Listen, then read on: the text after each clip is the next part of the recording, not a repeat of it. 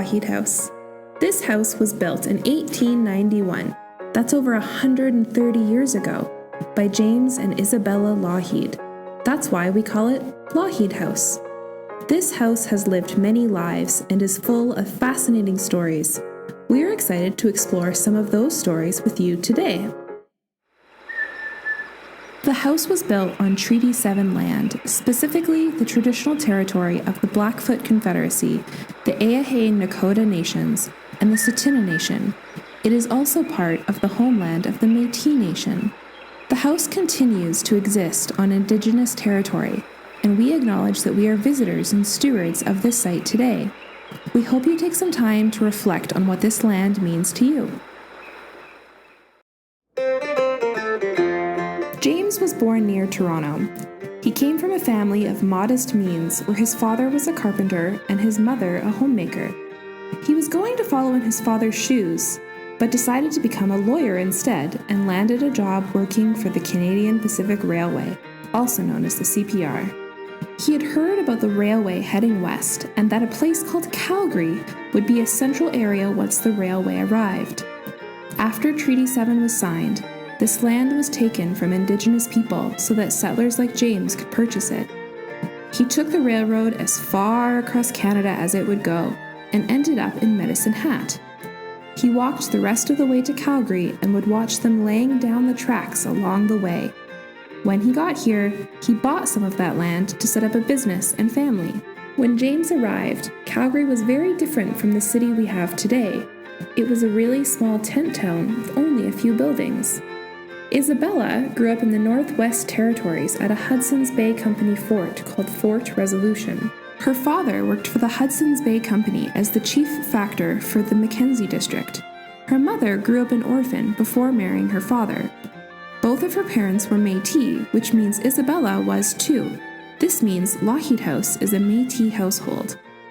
Isabella would have learned about her Métis culture from her mother and learned how to hunt, fish, and even do the Red River jig. Isabella grew up here in Fort Resolution until she was 6, when her father decided she needed a more proper education than she could get up north, and they sent her down to Red River near Winnipeg to go to school. To get there, she traveled on the rivers with some of the voyageurs, without her parents. A few months later, she got sick with scarlet fever and went to live with her grandmother in Quebec. When she recovered, she went to school in Ontario, where she learned all the things a lady needed to learn in those days, such as reading and writing and music. After her father passed away in 1881, Isabella decided to come to live in Calgary with her uncle Richard Hardesty and his wife Eliza. When she arrived, she started playing the organ at her church, where she met James the next year, who was the Sunday school teacher. That is how they met and decided to get married and start their family together. They originally lived in a small house on Stephen Avenue with their first 2 sons, next to James's law office. But James was doing quite well for himself, and they began to build this house in 1891 after he became a senator. To get this job, James benefited from his wife Isabella's family ties. Her uncle Richard was in the Canadian Senate, and when he passed away, James was given his seat as the youngest senator at the time. With his work over the years as a senator, James was eventually given a knighthood by King George V in 1916. James became Sir James Alexander Lougheed, and Isabella became known as Lady Lougheed. James and Isabella had very different lives than most of us can imagine.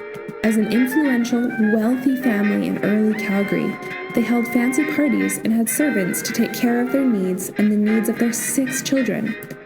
But they were also very involved in their community, supporting the arts, local businesses, and Calgary's growth as a city.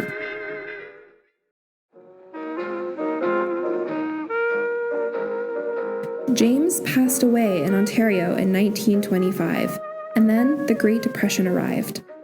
A lot of people lost money, lost jobs, food was hard to find, and this even affected the Lougheed family. Their estate got into trouble. They started owing a lot of back taxes to the city of Calgary, and eventually the debt was so great the city repossessed the home for payment of those taxes. Isabella was allowed to stay and live in this house, until she passed away also 4 years later.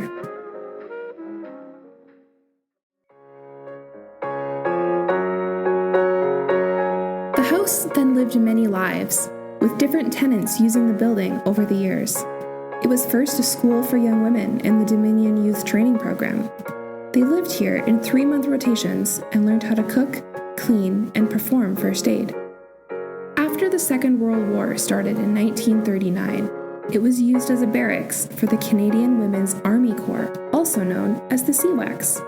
After the war ended, it was a home for the Red Cross as a blood donor clinic for nearly 30 years. In this photo, you can see how they put beds inside the dining room. After the Red Cross moved out, the building was then left empty until the 1990s, when we began to turn it into a museum and historic site. It was restored by a group of dedicated volunteers to make it look the way it does today. We opened in 2005 and have been a museum ever since. Now, let's get ready to explore the house.